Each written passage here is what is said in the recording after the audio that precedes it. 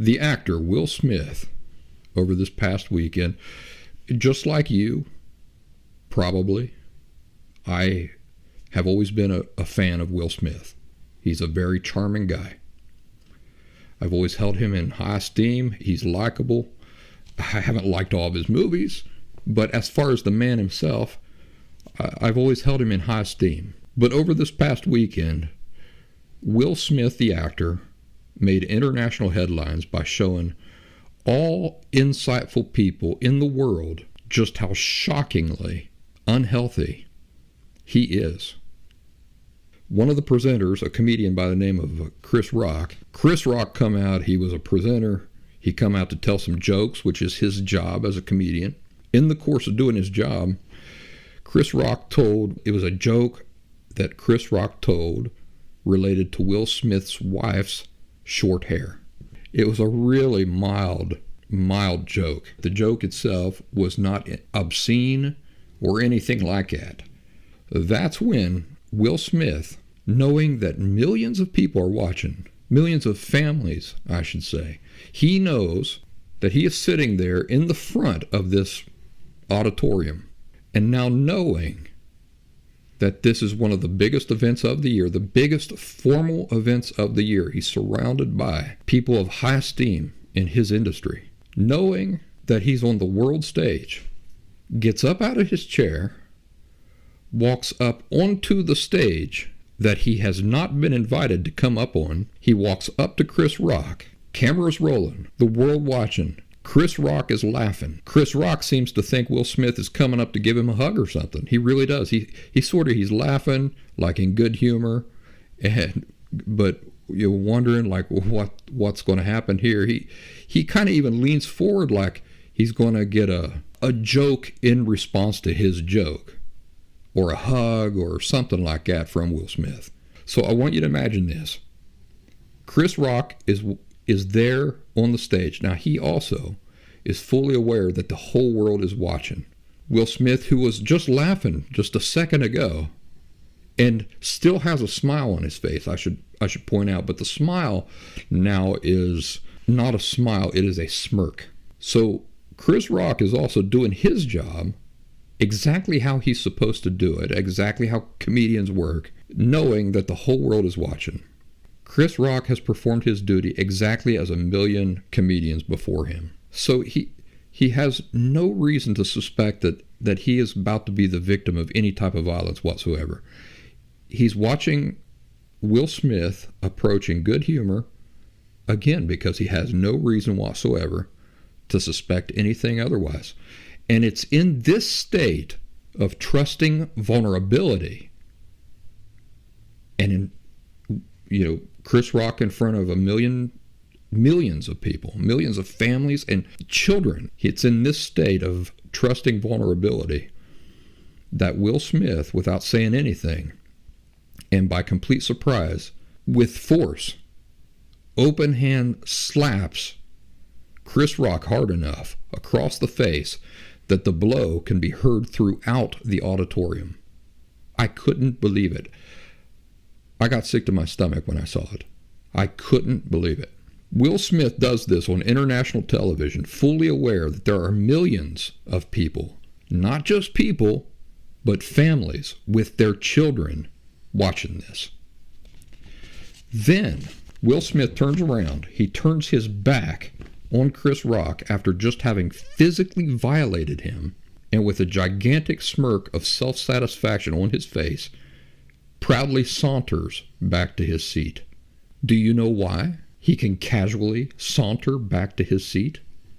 The only reason he can do this is because he knows that it will take Chris Rock a good while to process what's just happened, and that even once he does process it, it'll be very difficult for Chris Rock to do anything about it, because he's standing on the stage in front of many millions of people. So Will Smith has just committed physical assault and battery in front of millions of families and their children, but now he has exploited a man in a helpless situation twice in order to do it.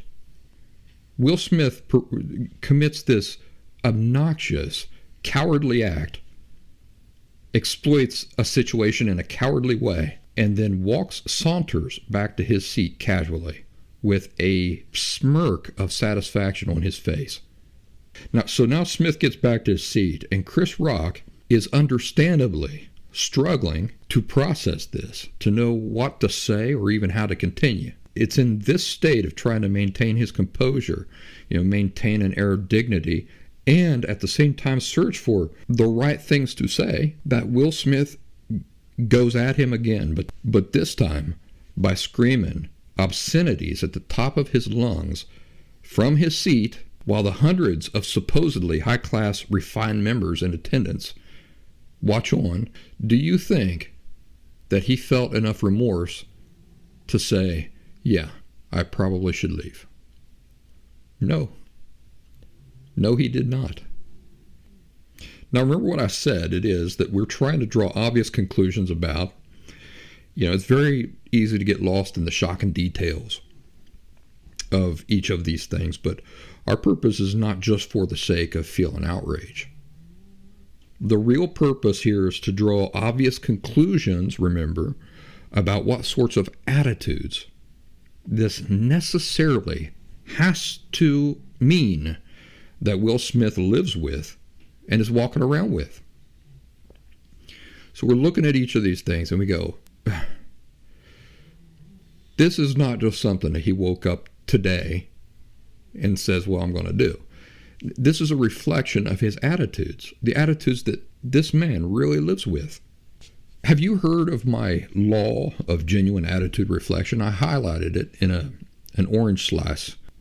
Basically, the law of genuine attitude reflection says that it is impossible for us as human beings to naturally behave in ways toward things that contradicts our true underlying attitude about those things. So it's a mirror. It really is a mirror. Our behaviors and our approach to life are a perfect mirror for the true underlying attitudes we live with always.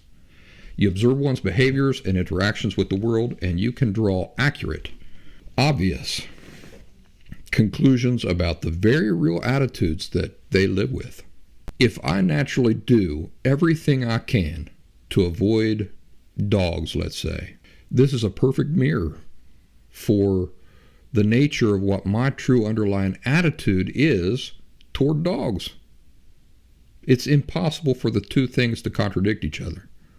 So if I absolutely love dogs and I think they're the greatest thing in the world and I just love them to death, it's impossible for you to see me naturally in my natural behaviors trying to avoid dogs at all cost.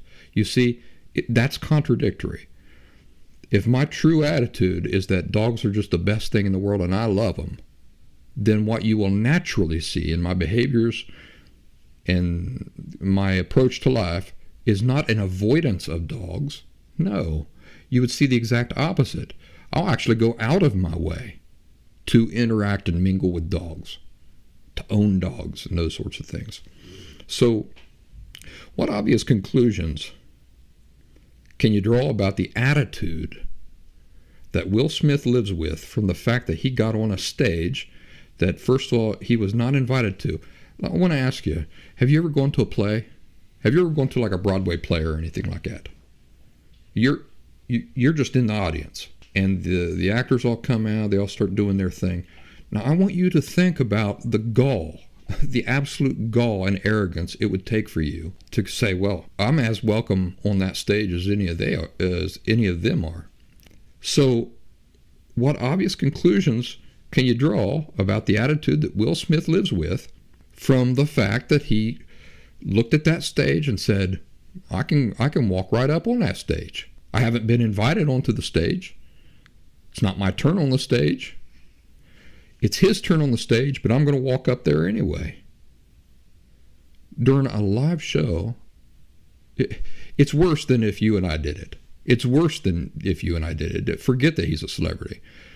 If you and I do it in a stand-up club, there are not millions and millions and millions of people with their families and children watching.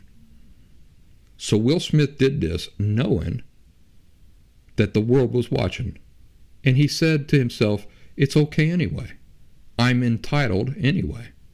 So what can you draw? What obvious conclusions about his attitude, the attitude that he really lives with, can you draw about him getting up on a stage that he's not invited to be on during a live show, criminally committing assault and battery in front of millions of families with children, and then sauntering back to his seat casually like he don't have a care in the world?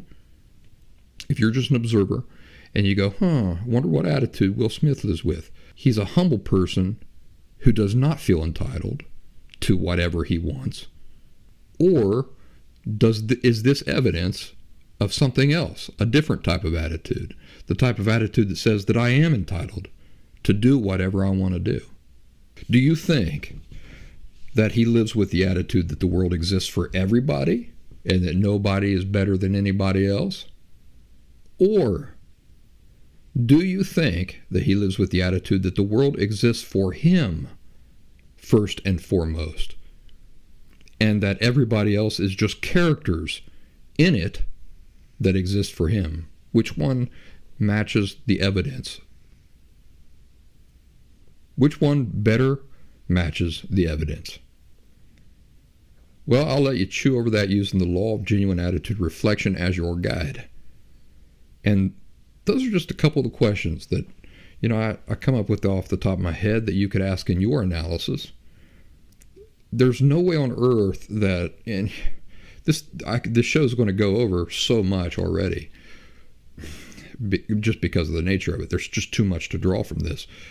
But I'm helping you get started.